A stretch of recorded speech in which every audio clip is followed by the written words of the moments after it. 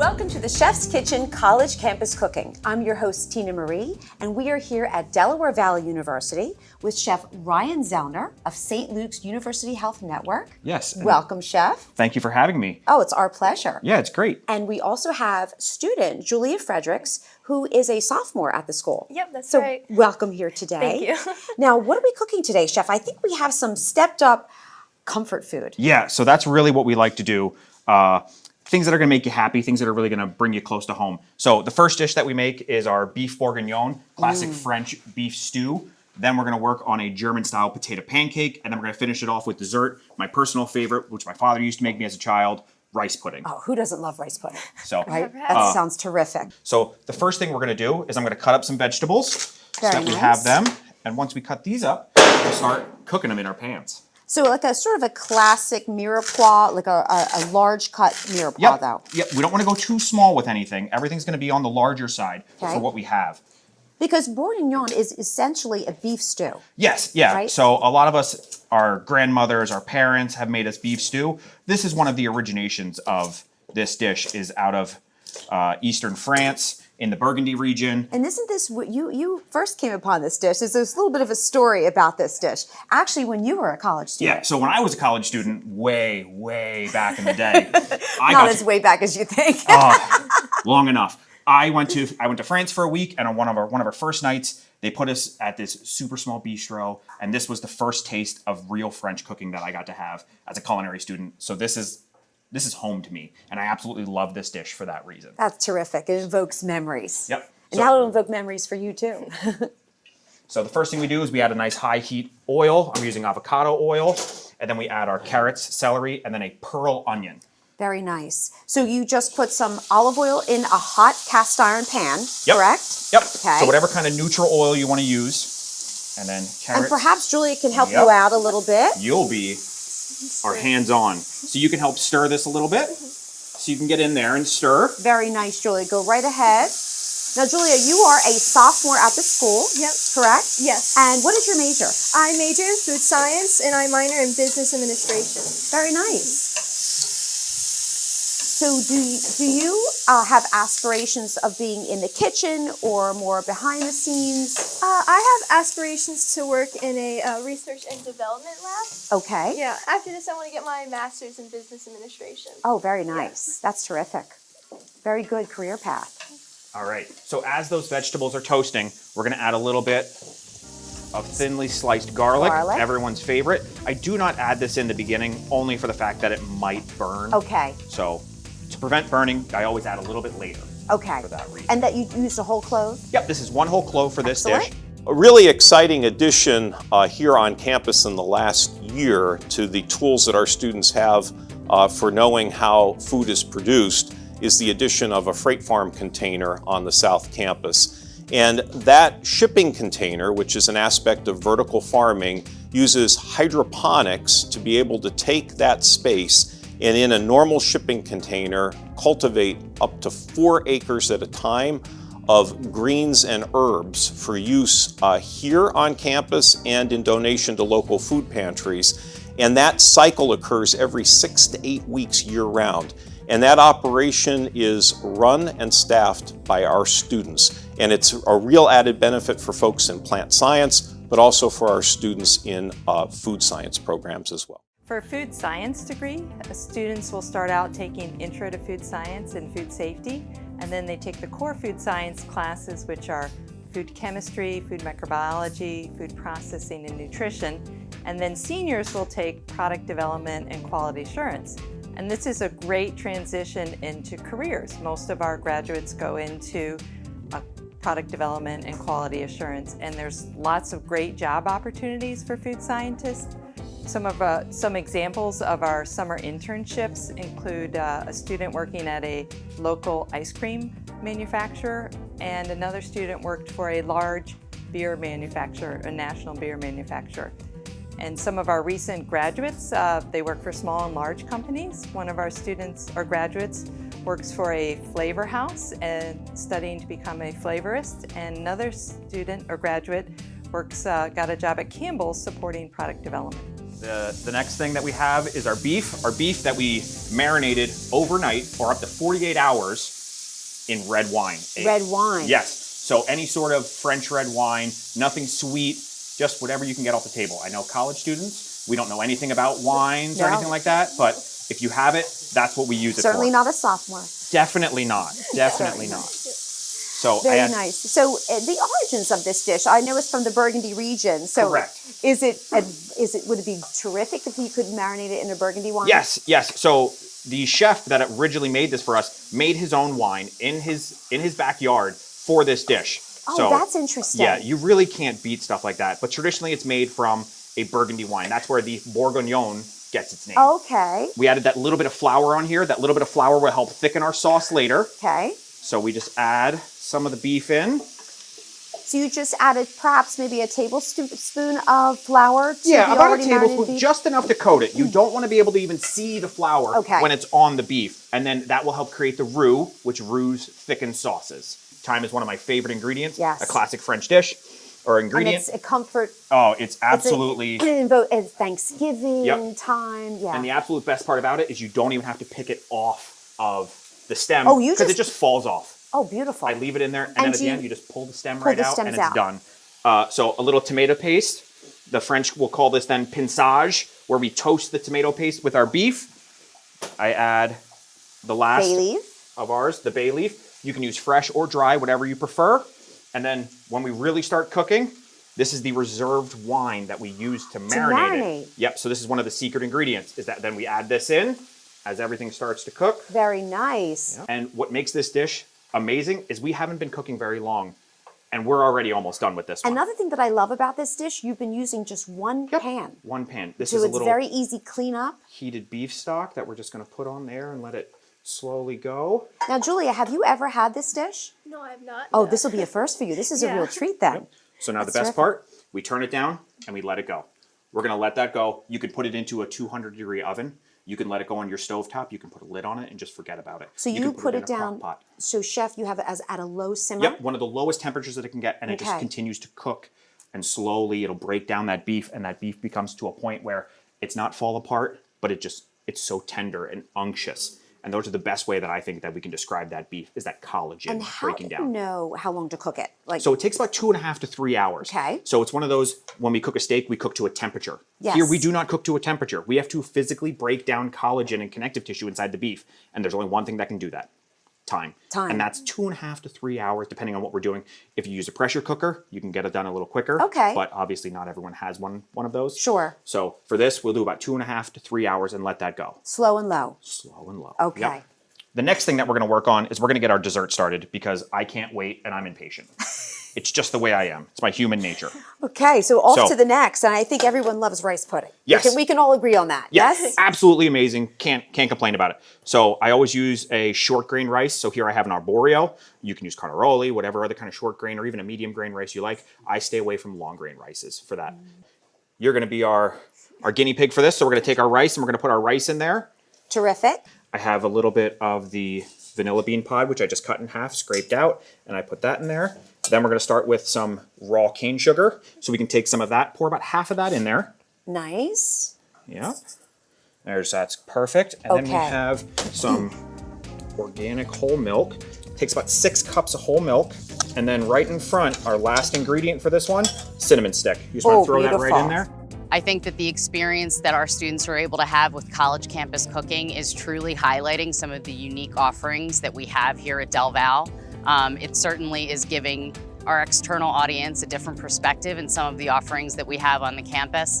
I can tell you that the interdisciplinary approach that we take to all of our degrees, from everything from food tech to nutrition science to business administration, equine science, we're making sure that students have options, they have flexibility, and I really think that this experience is telling that story.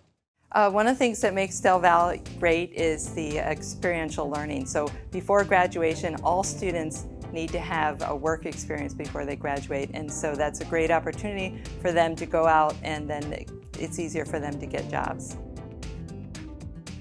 This will go on the stove, cook for about 45 minutes over, again, a low heat. And then when it's done, We can either add in pistachios. I have some pickled rehydrated cherries I love here. the cherries. Golden raisins, whatever we like.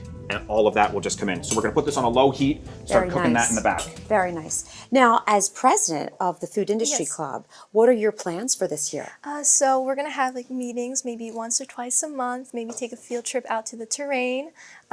Just get kids together, make food, teach them how to cook, and proper safety tips. So, Very nice. Yeah. You're sort of taking it over. You're spearheading some new Yeah. projects with that too. Yes. And have you thought about your? I love the program that Delaware Valley has here, the E360, which Yeah. is very experiential learning. Every major here at the school has to have a hands-on learning component. So, as a sophomore, have you done any experiential learning yet? No, I haven't done it yet, but I'm applying and hopefully get some in the future. Very nice. And I know terrain here on campus is a wonderful place where Yes. students can possibly do internships. I know they employ a lot of students too, so maybe that's a possibility too for Maybe. you. Terrific. The last thing we're gonna do is a German style potato pancake, not to be confused with the more Not a latke. not a latke, Okay. not to be confused with that. So with a latke, you'll see a much thicker grate. Yes. With this, we do a much finer grate. Ah, okay. So I'm actually using a coarse microplane. So when I grate things and it goes in there, it almost turns into nothing. Very, It's super very fine, and there's Almost not liquid. much there. Yep. And then we're gonna do the same thing for the potato, and the potato will just have these fine shreds. Very That we'll be nice. able to make. And perhaps Julia can use the microplane Oh, as part of her yeah. experience. Well, we have to contribute to her experiential experience here on the Chef's Kitchen, right? All right, so I'll cut this down to make it a little easier for you. Okay. And we're just gonna add a little bit of pressure. Hold it up top and add pressure while we grate into the bowl, just like that. It's interesting. You're not even peeling the potato. Nope. No need to. Nope. So these are washed potatoes, but that's all we do. There's so many vitamins and minerals and all that Yes. flavor. Why would I take something that is the healthiest part of this and just throw it in the garbage? Exactly. That's not what I want to do. I want to make something, and I want it to be healthy, and I want all of that good flavor and the vitamins and the minerals to be in those dishes. And Absolutely. that's really what we try to do. And so I know with potato Perfect. latkes, it's an important component to squeeze out Yep. the liquid, right? Yep. So are we doing the same We are thing with definitely these? going to be doing that. Okay. So we're going to take our egg and we just lightly beat it. And then I don't need the full egg for this amount of potato. And we just add a Interesting. You're little bit. scooping out what you need. Yep, just what we need. Again, if you don't need it for making this small of an amount, totally fine to just use what you need. Okay. We take a little bit of flour, Okay. and this is nutmeg. We just mix. Here, how about this? This is a great one for you. You can Here we mix go. that up, make it look beautiful. Now, would this be something that you would try at home, Julia? Yes, You it would think be maybe something for your I tried. parents? All right, so now if you look at this, it almost looks like a pancake batter. So because you did such an excellent job with the grating part of it, I don't have to squeeze much liquid out of this at all. This is exactly where we want it to be. It looks like that light, does look like a fluffy batter. pancake, It yeah. looks like a pancake batter. You really can't tell too much of a difference. So we'd season this with salt and pepper, and then we'd put it on our grill and start grilling both sides. So Very that's the nice. First thing that we're gonna start with, I always take a little bit of whole butter, Okay. just enough so it starts to foam in the pan. And Perfect. then we're gonna get our hands a little dirty if you're okay with that. I'm fine with that. So we're gonna take our pan, and you're gonna use the spoon and maybe about a tablespoon, and we're just gonna make little mounds in there, and you can use your fingers to get it off the spoon. So we can start making that in there. This is the hands dirty part. This is our hands dirty Right? part. Very We'll good. put about 5 in the pan. So these have been going for maybe 45 seconds on each side. Wow, then. that's really fast. That's all it takes. There's not much to them. We have these cooking. We're gonna let them go for another 30 seconds to Very a nice. minute, and then the last thing we gotta do is heat up the pasta to go with our beef Oh, bourguignon. excellent. That's right. Very good. So we have another hot pan, some more of our butter. More butter, Cannot say no to butter. And then we add in, some egg noodles. yep, this is an egg noodle that we have pre-cooked. All right. Very So nice. our potato pancakes are just about done. Our pasta is almost heated. The only thing we have to do left is garnish. Okay. So here we have some chives that were just chiffonade. A little tip for everyone is that if you wrap a chive in paper towels nice and tight, they don't fall apart. And then you can put this right back in your fridge. That is a great And then tip. they last longer, they're nice and safe. And then when you need more, you just pull out the ends, pull out the chives, and it's right there. I and you're love good to go. that, Chef. All right. Last garnish that we have is my favorite, is not a French ingredient, but they do use it a lot in France. This is an Italian flat leaf parsley. So even though the name is Italian flat leaf parsley, they use it a lot in France. So we're gonna take some of this and we're gonna do a chiffonade or a ribbon cut. So we just hold 5 it over. minutes left, Chef. Or And then we just do a nice thin slice on this. Oh, I smell the parsley. It's so So fresh. fresh and clean. Great That's knife one of my technique, favorite Chef. things. The cannabis program at Del Val is really unique, and it's in response to the growing market demand for scientists and technicians that are educated in the growing and production of cannabis and hemp. And our program here focuses on the growing conditions under which cannabis flourishes, its harvesting, its pathology, the different types of environments at which it can grow, and also the many uses that it has out there in the world today. And we also focus on the marketing of those products. It's really an extension of our long commitment to the plant science area, meeting both a student demand and a market demand. Our student life staff does a beautiful job of ensuring that all of our students have opportunities to participate, whether it's in, cheering on our athletic teams, participating in an athletic team, intramurals, in one of our over 70 different clubs and organizations. We provide opportunities both during the day, after school, and also on weekends for all of our students. So we're gonna take our rice pudding, which is fully cooked now. If you look at this, you'll see Oh, how yes. thick and unctuous this looks. See how the vanilla bean just sort of It disintegrated just disintegrates in there. out. Now this is the time where if we would want, we could add in our It smells fantastic. raisins would go into this, and then they can hydrate directly in Yes. there. They'll take all of that on. So some golden Yep, raisins. I use golden raisins for this. I love how you have some pistachios Yeah. as an add-in. Pistachios are very traditional in the Middle Eastern version of this called kheer, where they'll use pistachios and other cardamom and flavors like that. Not the traditional for me, Right. but if they want them, people can have them in there. It's interesting too. Yep. So Interesting. my personal favorites are, these are some rehydrated cherries, rehydrated in some red wine, balsamic vinegar, and sugar. So I would take this. Overnight. Yes. Yep. I actually bring the vinegar and the wine to a boil, put the cherries in there, and then we have that. Oh, I love and that can top technique. that way.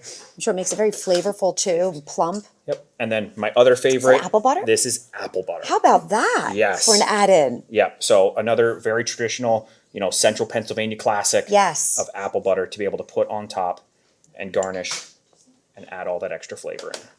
Love that. All right. So we have our potato pancakes, and it's just a very simple, classic dish, and we're just going to plate them going across our Very plate. comforting. Yep. There's nothing crazy about No. any of this. There's nothing that's going to... I actually cannot believe how simply all of this came together. Yeah, and that's the whole goal, is for nothing to be overwhelming, nothing to be overly complicated.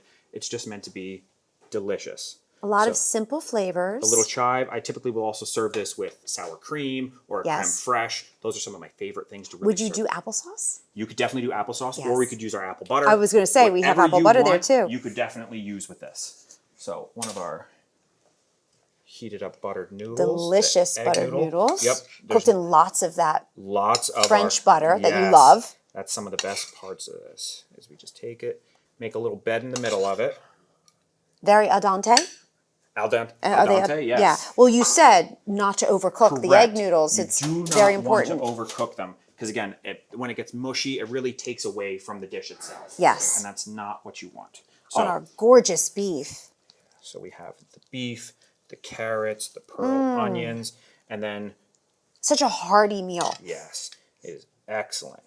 So in this, you can put in any other additional items you might want. You can add in mushrooms, you can add in peas, you can add in whatever your heart desires. There's no limit to what you Well, can especially and cannot have. here at Delaware Valley University, there's so much produce and beef actually that is grown right on the campus here, right on the property. So it's a treasure trove of ingredients to use, and for anyone with the culinary interest to, get their hands dirty and Yeah, and these items can, again, you can change things, you can manipulate them, you can do whatever you want. There's nothing have that 2 says minutes, you Chef. have to do this. right. Do you think we're ready to taste? I'm ready if you are. Let's bring everything over to our tasting table. right. So I think I'm going to go right in for the beef. I say, What are I'm your going for the thoughts rice on pudding. that? That's my personal You have had your eye on that rice pudding the entire time. So rich. And that's really what it's about. It's rich, it's unctuous, it fills all of those little things that you want. I love And then the it. potato pancakes are such a simple And they really do have a great texture to them. And you can almost get that buttery flavor on Beautiful the outside. grating. I know it was all because of your beautiful grating work, right? So, and it would not be the chef's kitchen if we did not have dessert, right? So I'm going to go for the apple Another butter round. Me too. This time with the apple butter. rice pudding. Gorgeous. Beautiful day Yep. at Delaware Valley University. Loved it. I hope you learned a lot. We hope you'll come back and join us again soon. Chef, thank you for everything. That's what we're here for. We're just here to make people happy. Great day in the chef's kitchen. Del Val is founded on a philosophy of science with practice or knowledge by doing. So all of our courses that students take have experiential learning components, and that set of experiences is capped by our experiential learning program, E360, where students go out and get real-world experience prior to graduation through internships, career exploration experiences, in student research, and in leadership development. Every course involves some aspect of that commitment to experiential learning. It doesn't matter if it's a course in your major or outside your major. Our faculty work with you to give you those types of educational experiences that are going to prepare you for the real world.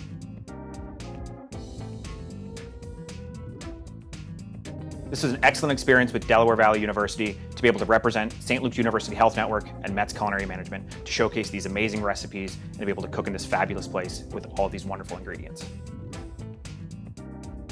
Really enjoyed today. I had a lot of fun cooking with Chef and Lena Marie. It was a good experience.